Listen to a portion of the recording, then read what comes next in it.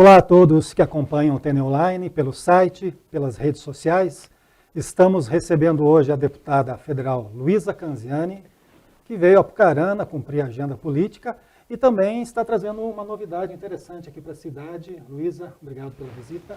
Eu que agradeço a gentileza, Fernando, mais uma vez aqui, TN Online, muito feliz, muito obrigada. E essa novidade na área do ensino superior, o que vocês estão trabalhando Fernando, para Apucarana? seguinte, na verdade, ocorre que na cidade de Apucarana nós temos uma instituição que é um orgulho, uma referência para todos nós, que é a nossa UTFPR Campus Apucarana, né? Enfim, é uma conquista que foi viabilizada pelo deputado Alex Canziani e ao longo desses 4 anos de mandato eu pude também dar minha contribuição para fortalecer a instituição, trazendo mais laboratórios, equipando, né, o nosso campus a cada dia. Inclusive, uma demanda muito grande do nosso setor produtivo aqui era um laboratório voltado para a indústria têxtil e a gente conseguiu viabilizar esse laboratório. Então, sempre sendo a ponte para recursos, para projetos e para oportunidades. E eu tenho esse dever enquanto deputada e representante também da cidade de Apucarana. Mas quando a gente pega a UTFPR, qual que é o foco? O foco é o ensino superior. Sim. Então, o antigo Centro Moda transformado na nossa UTFPR, e o foco, então, ao longo desses anos foi a questão voltada para o ensino superior. E qual que é a necessidade, o que falta hoje na cidade de Apucarana quando a gente fala em educação? Cursos profissionalizantes, né? Cursos técnicos rápidos para que a juventude possa ter uma formação direcionada, inovadora, chegue até o mercado de trabalho. E é por isso que nós estamos agora sonhando um novo sonho, Fernando, que é a vinda do Instituto Federal do Paraná para a cidade de Apucarana. Então, esse é o projeto que nós estamos trabalhando agora. O meu empenho, a minha dedicação estão focadas nesse projeto, inclusive me comprometendo a colocar recursos para que, a partir do fim do ano e aí da indicação do orçamento do ano que vem, a gente possa alocar recursos para essa iniciativa. E assim, por que essa iniciativa é tão importante? Porque o Instituto Federal, na verdade, ele já é renomado, é conhecido não só no estado do Paraná, mas no Brasil todo, né? O trabalho que a rede federal faz. Então, são cursos profissionalizantes, são cursos que a gente diz educação profissional e tecnológica, que na minha visão é a grande pauta da educação brasileira, né? Que é dar formação rápida, de qualidade para os nossos jovens, formação de graça. E além disso, gente, os estudantes, além deles estudarem de graça, eles ainda recebem uma bolsa para estudar no Instituto Federal. Então é algo muito grande, muito significativo e esse é o nosso sonho, é o nosso projeto agora para a comunidade, para a cidade de Apucarana. E em que estágio está esse projeto? Nós estamos em contato com o nosso reitor Zanata, né, para que a gente possa primeiro trazer então essa iniciativa para cá, mas essa iniciativa ela depende de 2 coisas, né? Ela depende de recursos e ela depende de parceria.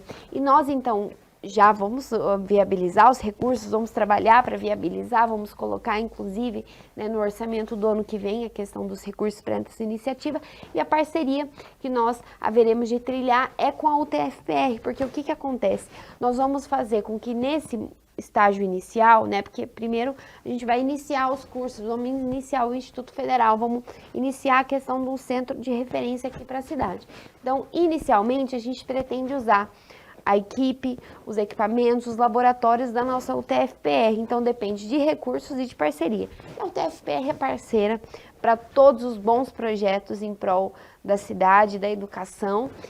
Então, eu acredito que não haverá problema, até porque o professor Marcelo é um entusiasta, né, da juventude da cidade, de mais oportunidades para a cidade. Então, acredito que esse não é um obstáculo e a questão dos recursos que a gente vai viabilizar a partir da indicação do Orçamento Geral da União. Então, nesse primeiro momento, o IFPR, o Instituto Federal, funcionaria no campus da UTFPR com uma parceria. Exatamente. Assim como aconteceu em Arapongas. É o mesmo modelo? A gente pode comparar? Exatamente. Em Arapongas, o IF, ele começou a funcionar através de uma parceria com a própria prefeitura municipal. Sim. Então a prefeitura ela acabou cedendo um local, um prédio para o instituto se instalar e agora nós começamos a construção do campus, né? Que inclusive a construção está acontecendo e a gente está nesse processo. Houve um atraso, né? Houve um atraso por conta da construtora, né? A construtora, enfim, a gente sabe nessas questões da administração pública, infelizmente, às vezes a gente acaba, né, pegando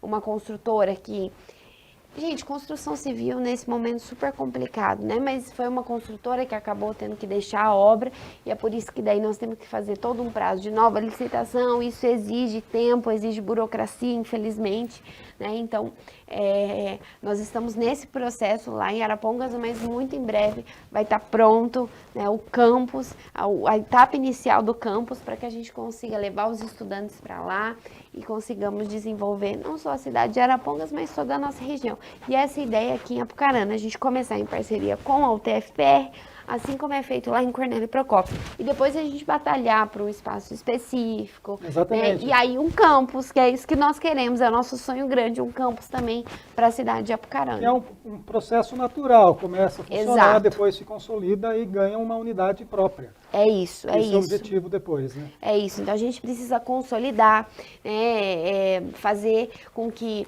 as grandes lideranças, não só do Instituto, mas também nacionais da educação, enxerguem o potencial que há em trazer um campus para a cidade de Apucarana. E eu tenho convicção de que isso vai acontecer.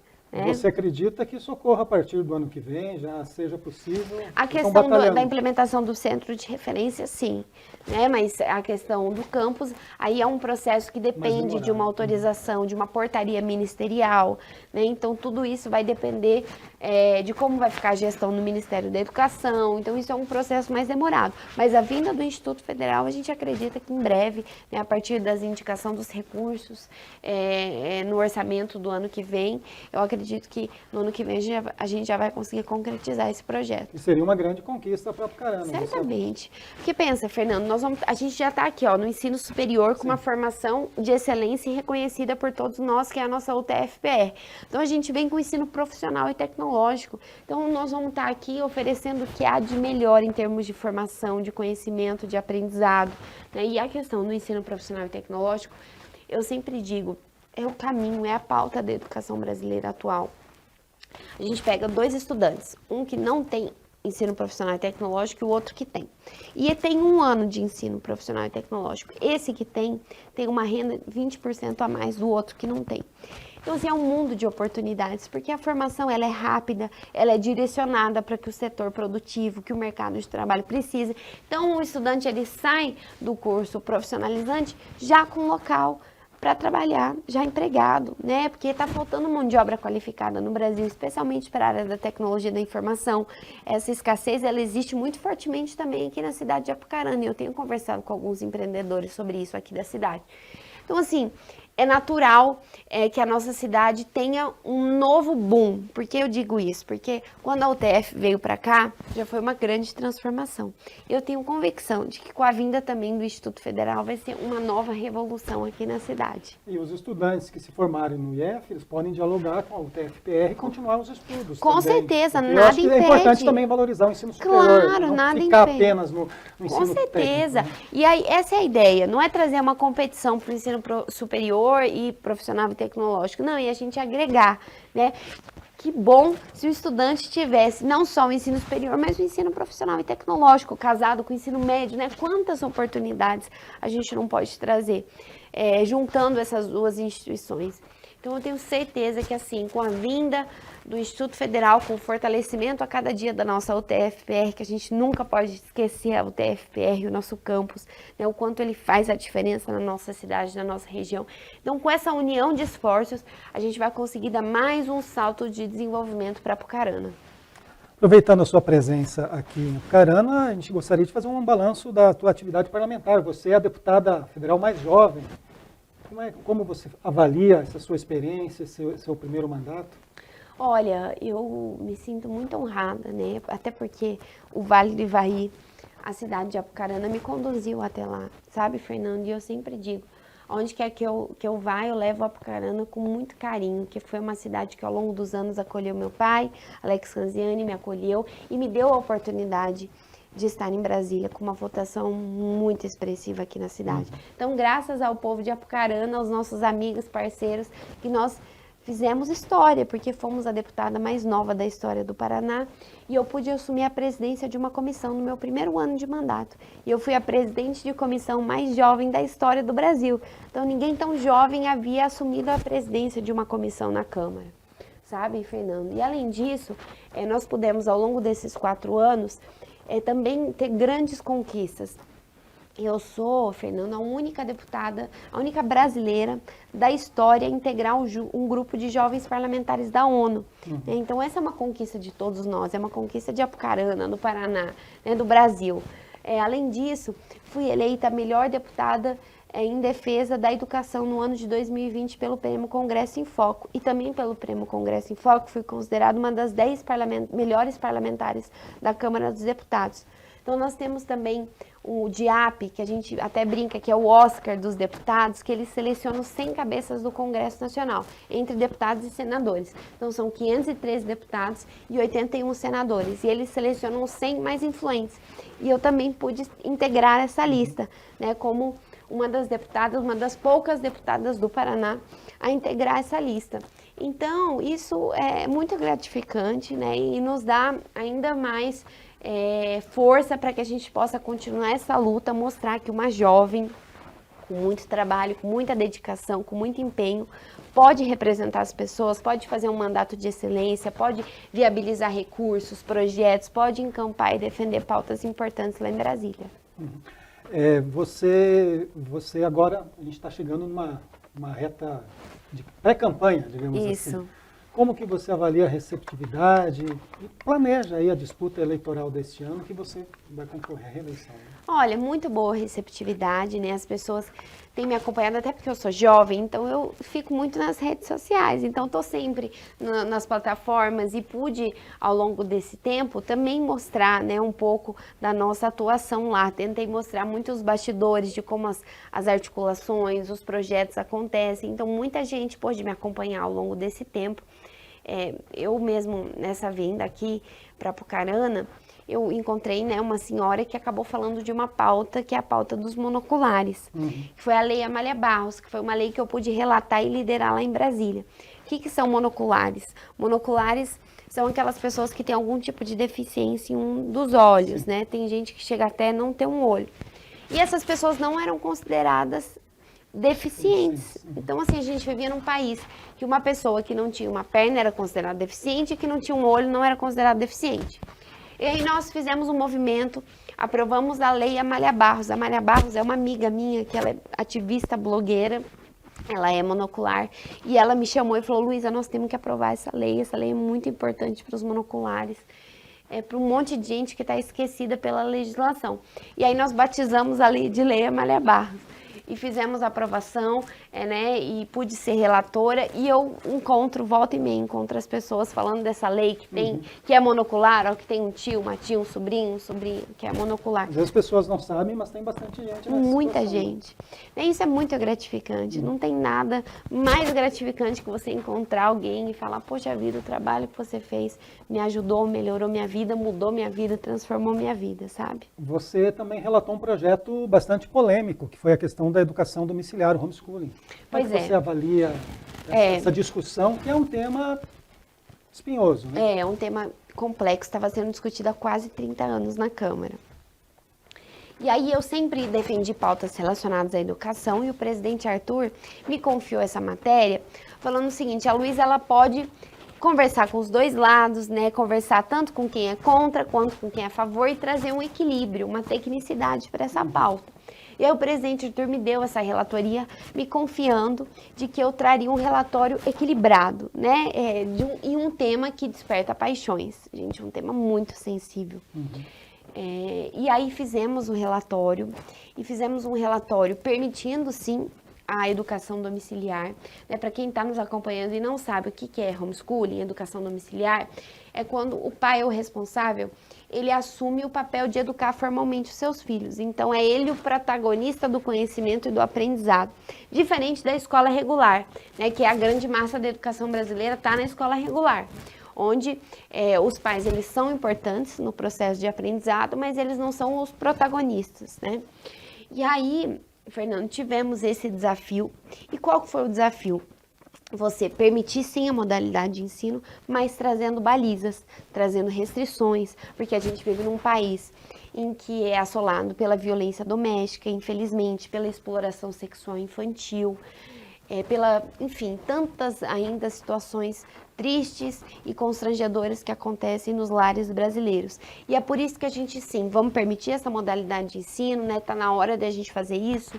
Os países mais desenvolvidos do mundo fizeram essa permissão, mas vamos trazer balizas, vamos trazer restrições para que nós, Estado, a gente consiga acompanhar o que efetivamente está acontecendo nesses lares, para que tenha avaliação, tenha um conselho tutelar perto, tenha essa criança que está estudando em casa, ela tenha um contato com o diferente, com uma família diferente, com uma criança diferente, para ela aprender não só os conhecimentos cognitivos, mas habilidades e competências tão importantes hoje em dia que a gente chama de habilidades e competências socioemocionais. Numa entrevista recente, você comentou que os seus filhos, talvez você não colocaria nesse modelo, algo assim, mas que você acha importante que seja regulamentado, seria isso? Sim, hoje eu não tenho, eu diria, disponibilidade e vocação para praticar a educação domiciliar, né? Mas eu defendo muito fortemente que quem tem essa vontade, quem tem essa vocação, quem tem essa disponibilidade, tem o direito de fazer. É uma pauta de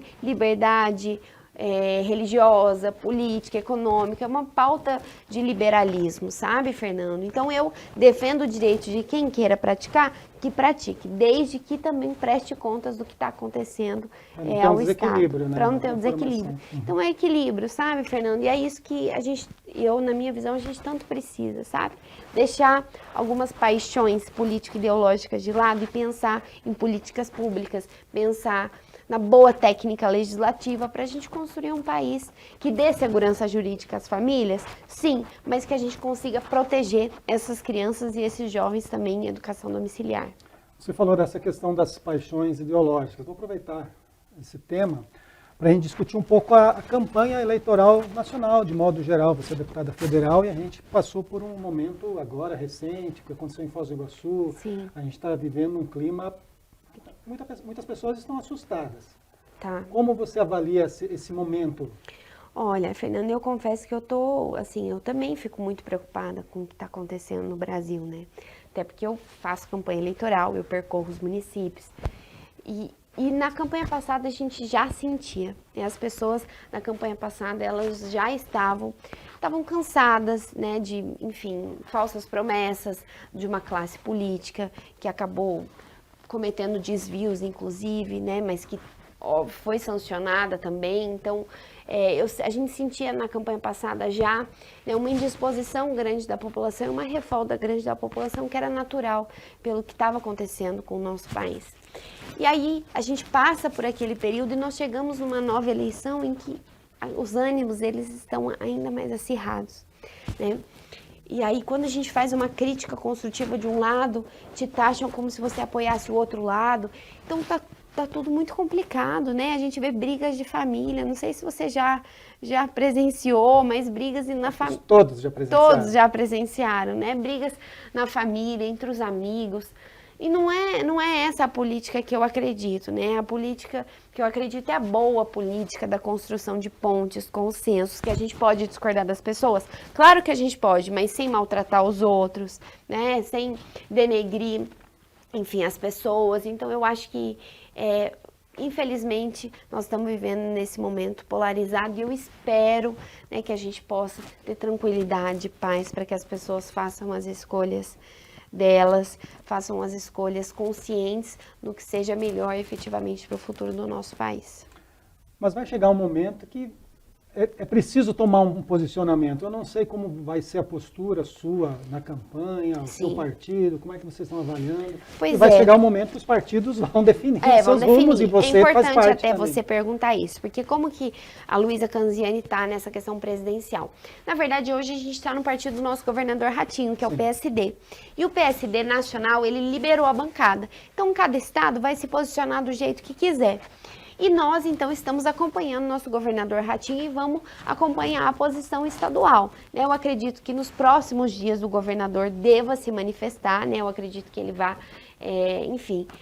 ficar ao lado de um candidato específico e aí a gente vai aguardar com as convenções para que juntos nós possamos, em termos de PSD estadual, a gente possa, então, alavancar a candidatura de um candidato, né? Mas isso depende muito de uma questão ligada ao governador Ratinho, porque nós estamos com ele nesse processo, nesse projeto, acreditamos na liderança do governador, não só para essa eleição, mas também para as próximas eleições, que ele haverá de dar muitas alegrias para o Paraná e para o Brasil ainda. Esse contorno político, às vezes, é um pouco complicado para vocês também, né?